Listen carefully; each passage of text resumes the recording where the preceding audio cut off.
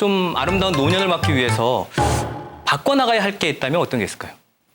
우리 사회는 좀 세대 간의 단절이 좀 너무 큰 거. 그래서 그 세대 간 장벽을 낮추는 게 좀 뭐랄까 우리가 그 노년기의 삶의 질이라든지 그 노년을 또 풍요롭게 하는 그런 좀 길이지 않을까 싶어요. 그래서 뭐 그 다른 나라 사례 좀 잠깐 보면 그 독일 브레멘의 그런 그 요양원 같은데 한번 이제 가본 적이 있었거든요. 근데 보면 그 할머니 할아버지들이 그 아이들 뭐 이렇게 책도 읽어주고 같이 뭐 음식 준비도 한다든지 뭐 이런 게 뭐 항상 그런 건 아니지만 이제 그런 프로그램들을 이제 그 준비를 해가지고 이렇게 하고 아이들도 뭐 할머니 할아버지 가까이에서 이제 보니까 궁금한 게 되게 많은 거잖아요. 할머니는 왜 이렇게 휠체어 타고 다녀? 뭐 이런 왜 뭐 어디 아파? 뭐 이런 그러니까 사실 되게 소소한 것들이지만 이런 것들이 사실은 그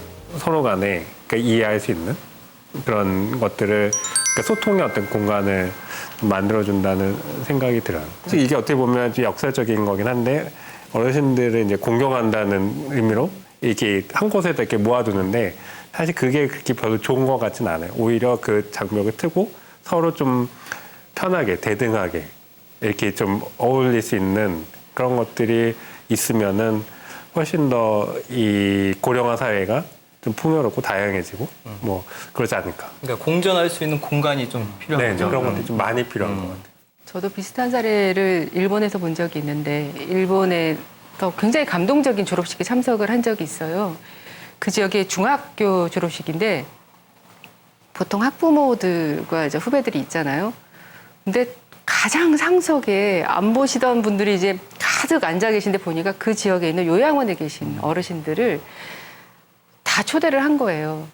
보니까 평소에 이 학교 아이들이 정기적으로 그 요양원에 가서 할머니들께 책도 읽어드리고 계속 소통을 했던 거죠. 그러면서 아이들이 나이 들어가는 것은 어떤 것이고 어떤 것들이 약해지는 것인가를 다 배우고 그래서 친밀해진 상황에서 할머니들을 이제 졸업식에 매해 참석을 시키는 거죠.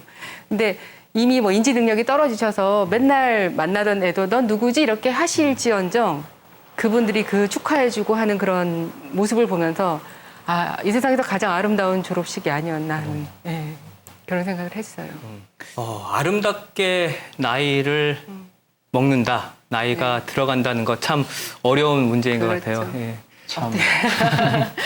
저는 일단 뭐 그 내가 이제 나이를 들어갈 때 어떻게 나이를 먹어야 될까 그 이야기를 좀 생각을 해봤는데요. 저희 부모님 세대를 보면서 제가 느끼는 거는 이분들이 평생 자기 자신의 삶이 잘 없었던 분들이에요. 자기가 선택할 수 있는 권한이 별로 없었고 결혼도 자기가 결정하지 못했던 경우도 많고요.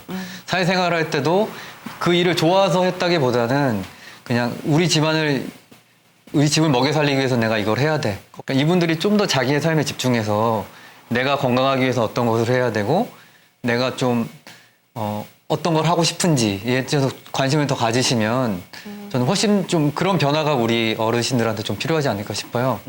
그래 너네들 생은 그렇게 사는구나. 나는 젊은 시절을 이렇게 보냈으니 이제는 노년으로서 내 삶에 집중하자. 그럴 수 있으면 좀 멋진 어르신이 아닐까요? 어느 정도는 또 인정을 해야 되는 거죠. 예. 그리고 저는 그런 게 참 좀 부러웠어요. 엔딩 노트를 쓰게 하는 것이 굉장히 중요하다. 아무래도 이제 일본 쪽이 앞서다 보니까 자꾸 일본에서의 봤던 것들을 얘기하게 되는데 일본의 마을이나 구청에는 엔딩 노트를 무료로 이렇게 배포를 해요. 그래서 모든 노인들이 본인이 필요하면 엔딩 노트를 가지고 가요. 가보면 이제 아주 구체적인 게 나의 재산 목록은 무엇이고 나는 이제 마지막을 맞이했을 때 어떤 방식으로 할 것이고 연명치료를 할 것이고 뭐 이런 것들이 다 적혀 있거든요. 근데 공통적으로 그 할머니들과 인터뷰를 하다 보니까 그 말씀을 하시더라고요. 이걸 적다 보니 나의 삶이 굉장히 구체적으로 보이는데 그러고 보니 문득 반성이 됐어. 왜 나는 나만을 위해 살았을까? 남을 위해 살지 못했을까라는 그런 자각을 하게 되면서 오히려 내가 남아있는 힘을 사회에 환원해야지. 라는 그런 말씀들을 공통적으로 굉장히 많이 하셨거든요. 그런 거 보면 우리가 이런 건 좀 배웠으면 좋겠다라는 생각을 했어요. 네.